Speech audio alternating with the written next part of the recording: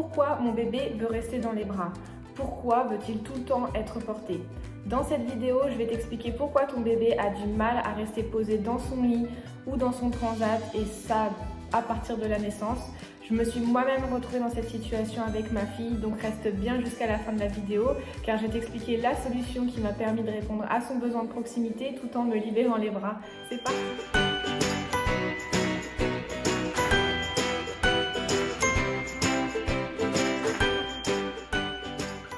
Salut, je m'appelle Marion, je suis maman et pas seulement, je suis aussi infirmière puéricultrice. Bienvenue dans cette vidéo où je vais t'expliquer pourquoi ton bébé réclame souvent d'être dans les bras et te rassurer sur le fait que c'est tout à fait normal. N'hésite pas à t'abonner et à activer la petite cloche pour ne louper aucune de mes vidéos car j'en publie une chaque semaine. Alors pourquoi ton bébé te demande toujours les bras? Pour le comprendre, il faut se remettre dans le contexte. Ton bébé a vécu 9 mois normalement dans une poche, c'est-à-dire que si c'est un bébé qui naît prématurément, forcément ce temps va être raccourci. Mais n'empêche, il aura toujours, il se sera créé et il se sera développé dans une poche où en fait les odeurs étaient atténuées, où il flottait, donc dans de l'eau, dans du liquide. Où en fait il mangeait en mode open bar, donc via son placenta, où les sons étaient aussi atténués et les odeurs aussi également. Mais surtout, pendant 9 mois, il a vécu dans une poche, donc enveloppé et bercé par la démarche de sa mère. Prenons le cas où une grossesse se passe bien, sans trop de complications. Arrive le moment de l'accouchement. Lorsqu'un accouchement se passe par voie naturelle, donc par voie basse, donc par voie vaginale, pour vraiment illustrer, ça reste tout de même un moment stressant et douloureux pour l'enfant. Il est préparé normalement à la sortie avec les hormones que lui envoie le corps de la maman et par les contractions en fait qui annoncent que la sortie est proche, quoi.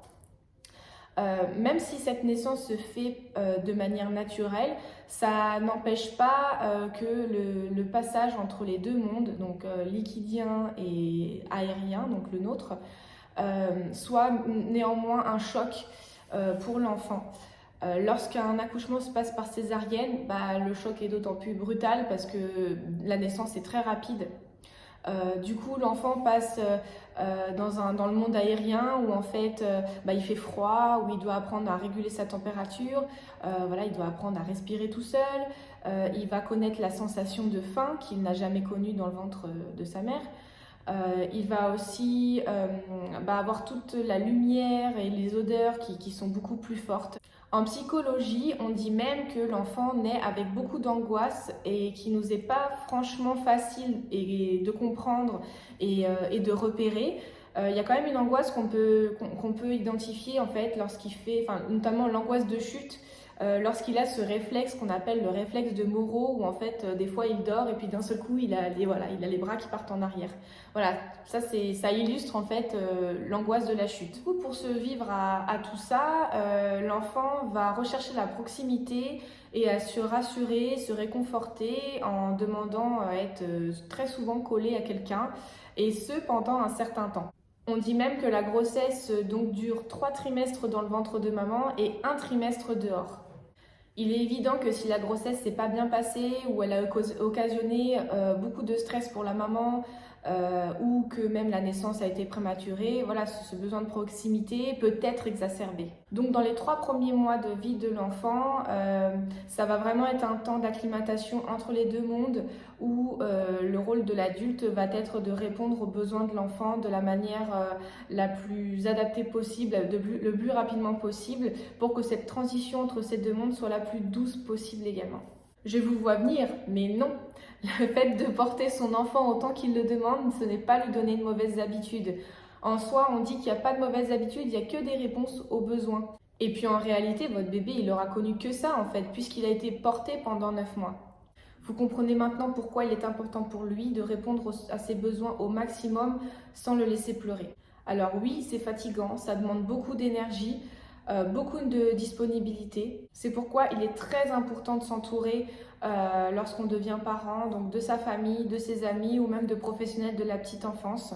Qu'on soit en couple ou maman célibataire, il est important d'avoir ces ressources-là et même de commencer à les organiser avant la naissance de bébé pour être soutenu dès le début. Pour vous décharger le quotidien au retour de la maternité avec votre bébé, il y a des petites idées comme ça où vous pouvez, avant la naissance, du coup, préparer des plats cuisinés que vous faites vous-même et que vous congelez.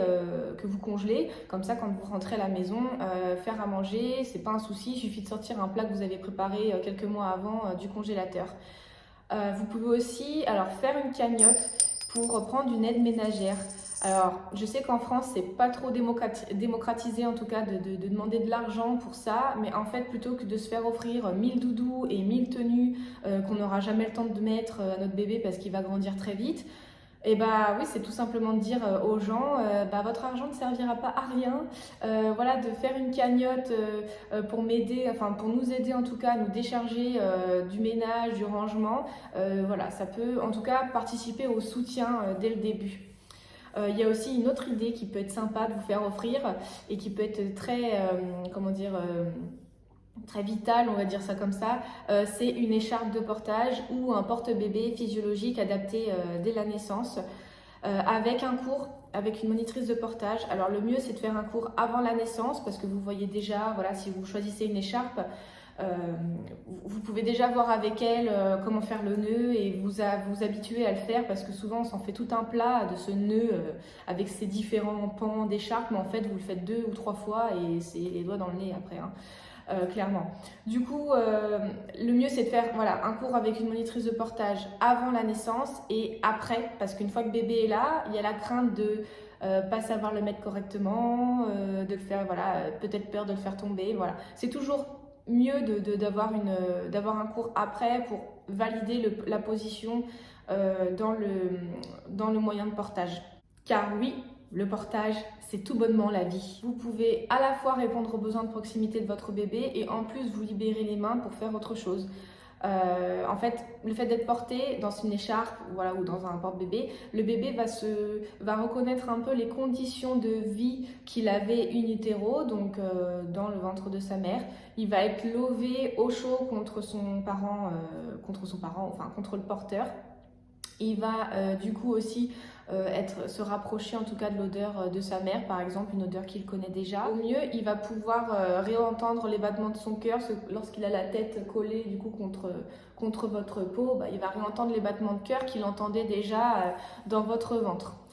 Combler ça avec un besoin de succion comblé, c'est-à-dire une tétine, en fonction de ce que vous avez envie, mais voilà, le fait de combler aussi le besoin de succion en même temps que le besoin de proximité, souvent c'est gagné, hein. L'enfant se sent réconforté, rassuré et très souvent il s'endorme rapidement. J'insiste vraiment sur le fait qu'il soit important d'avoir un cours avec une monitrice de portage, car il y a vraiment une vigilance à avoir quant au positionnement de votre bébé dans le moyen de portage pour éviter d'être délétère pour son développement, respecter la courbure de son dos, l'écartement de ses hanches.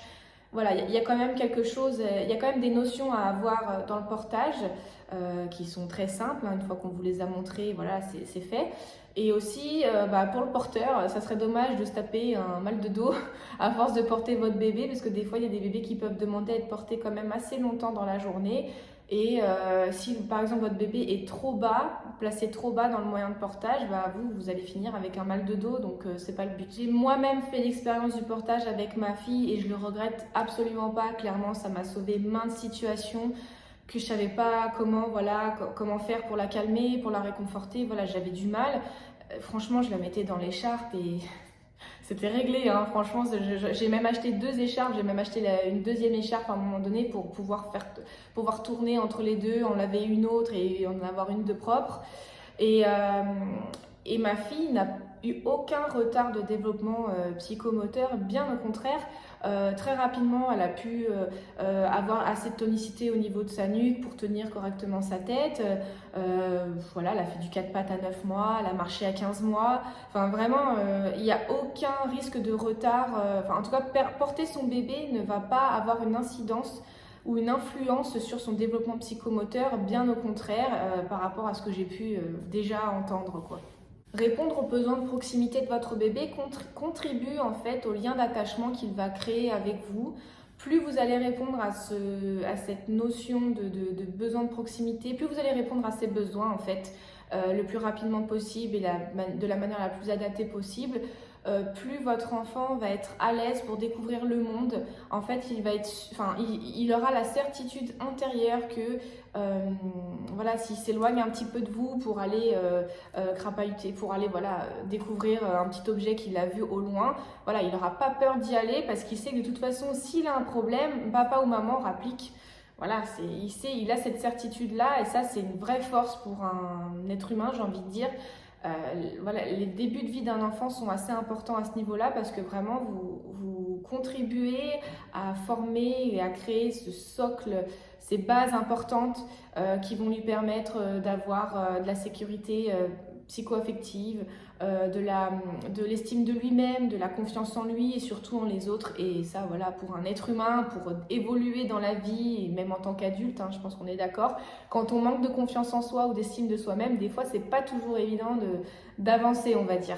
J'ai envie de transmettre ce message dans cette vidéo, surtout faites confiance à votre instinct de parent. Alors, on n'est pas parents parfaits, mais on a quand même une intuition qui nous guide. Il est important de savoir l'écouter et de faire du mieux que vous pouvez en fait. Et à un moment donné, si vous vous retrouvez en difficulté et vous sentez que c'est trop, qu'il faut quelqu'un pour vous aider, en fait, c'est faire preuve de bon sens que de prendre une main qu'on peut vous tendre ou d'aller chercher de l'aide en fait. Car oui, souvent, moi je le dis quand je vois les parents en consultation ou en permanence, le bébé secoué, c'est pas un mythe, c'est pas une légende et ça peut vraiment arriver à n'importe qui.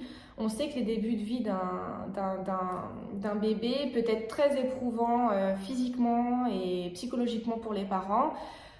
Et il faut que ces parents soient conscients des limites qu'ils peuvent avoir quant à l'agacement, à l'énervement qu'on peut parfois éprouver pour notre bébé parce que voilà, il nous demande beaucoup et c'est encore tout à fait normal.